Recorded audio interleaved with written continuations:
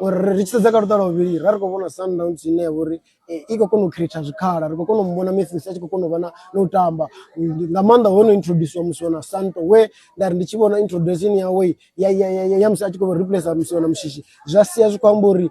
ho vha khou nyagea number 10 ine ya ḓo ri i tshi tamba ya vha i tshi khou kona u vha na dzi phasi dza khwine ngori o vha khou balelwa Musiwana Mushishi kha luṱa lwo tou thoma, o vha khou luza dziṅwe bola dzine dza songo tea, hu na bola nnzhi dze vha khou tea uri a dzi tambe dzi 1-2 dzi khou sokou bala dzoṱhe. So ndi pfhesesa uri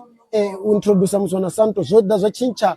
plan dzoṱhe dza Sundowns zwa ita uri Sundowns i vhe no pusha i tshi ya ka Timekeza Chiefs na musi vha tshi introduce Musiwana Tapelo Morena ngori ro vhona vho no pusha Musiwana Mudau ene ho no vha na movement ka Mutapelo na